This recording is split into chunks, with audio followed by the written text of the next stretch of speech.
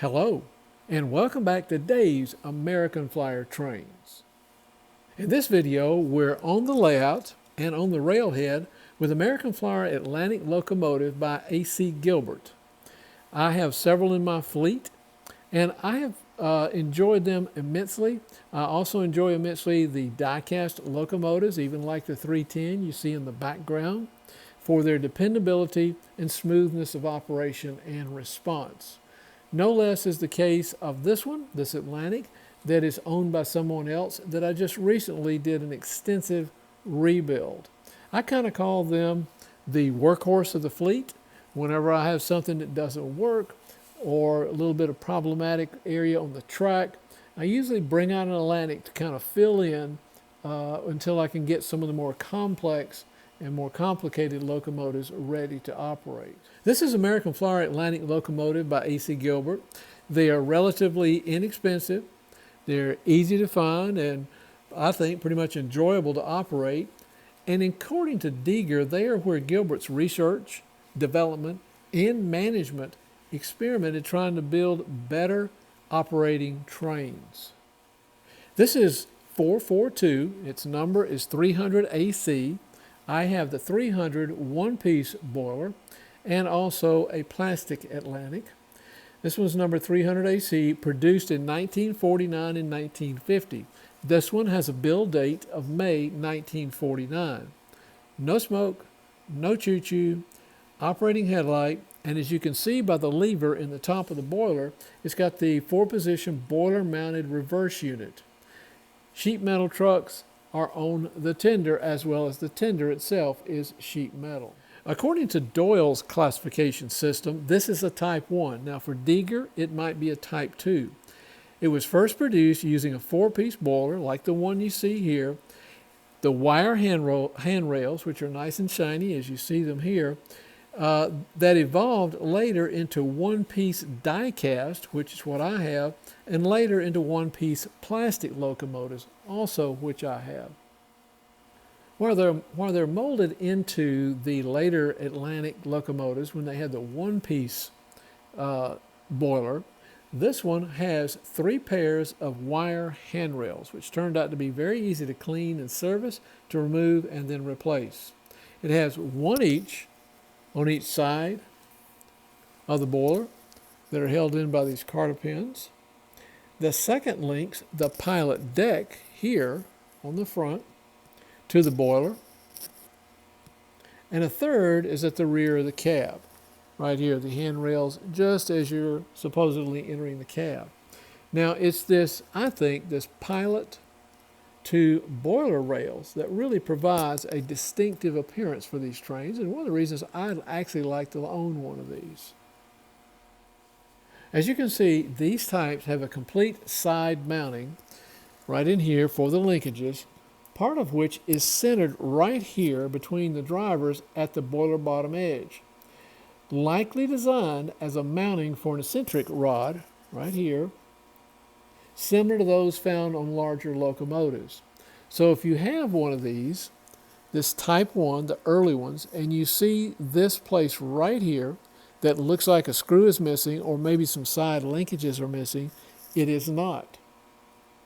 It does have the simulated valve linkages, and noted that you can note that it has the L-shaped crosshead guide, which is mounted to the boiler and has slots into the steam chest. Now, early versions of this were not mounted to the boiler. They were a little less robust than these. They were only mounted in the steam chest, whereas this one has the screw mounting to the boiler and tab mounting to the steam chest. Again, the earlier versions, the crosshead guides were only secured to the steam chest and not the boiler. Most of the efforts to rebuild this piece won't come as any surprise to you. You've heard me say it many times.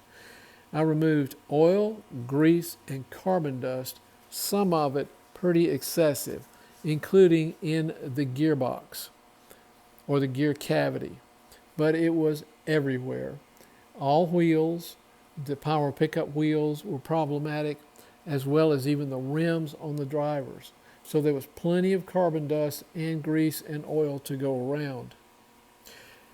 cleaning the motor components, including the brush holders and commutator and its slots. As you're going to see in some still photography, those were pretty extensive and they were pretty badly soiled by the carbon dust. But with removal with solvent, that is 91% alcohol, also light brushing with a rotary tool, and also very, very light grinding on the commutator, brought all that back to looking like new. It had a thorough reverse unit disassembly, and that included cleaning and finger adjustments. Now, going back to the tender, there was nothing unusual there except the wiring. When I say unusual, is it took the general amount of cleaning to get the contact wheels and the contact springs back into like new, almost like new condition. Of course, there's nothing on the inside of the tender except the weight. However, this one had some problematic wiring. Someone had put in solid wire versus stranded wire, which was much softer and much more flexible. Also, there were very, very large deposits of solder on top of the rivets for the truck rivets where it made its connection. And as you know, a large chunk of solder, too large, is going to be a point of resistance and produce heat. So I had to go to the effort of course, getting the wires off was no problem, but I also had to go to the effort to suck off or pull off all of that solder that were on top of those rivets, leaving only a light coating of solder that would provide a good connection point. So I put in, I think it's recommended 9 and 5-inch power cables to the tender. I used a 22 gauge stranded flexible wire, cleaned them off, put them in, and I was ready to go. However, there's another problem, and that is on the jack panel, and you're going to see this in the still photography, the pins were inside of the jack panel. They were connected, and they were practically soldered in. I'd say beyond practical. They were actually hard soldered in. And then the wiring was attached to the back end of the jack panel in a very, very, again, large chunk of solder. Again, too large. It was capable probably of providing resistance and heat. So I had to clean and, again, suck off the solder on the jack panel, polish all components of the jack panel, adjust the pinching of the jack panel, how tightly the pins fit in. I had to clean the pins, polish them, split them open, again, remove all the solder on the interior, and then I inserted the cables into those pins, and then, just use best practices to put the solder on the interior, heat the pin up until it was bonded, close the end of the pin, and then put a little shrink wrap on just to protect the end of the pin. Now the pins can be removed and then inserted, removed and inserted whenever it's necessary to remove the tender. Should work much better. The reverse unit was reasonably easy to clean. I used my common procedure of removing the drum and the fingerboards for inspection and cleaning and polishing and adjustments of tension. Now I noticed a pinhole in one finger on one of the boards, but it was a very small pinhole, and I decided not to replace the finger. I did polish the finger and, of course, the drum to maximize the contact. And, of course, I also coated the drum in CRC 226 that would, I hope, minimize the wear and tear type of friction and provide a surface that the fingers could move over and minimize their wear and tear on the drum, but also to improve electrical properties. So that was the most challenging thing, was to get the oil, grease, and carbon dust out of the interior and around the reverse unit. That was no problem. Of course, now I've begun to check any locomotive that I rebuild for an owner for my common hidden problems, and this one certainly had one of those.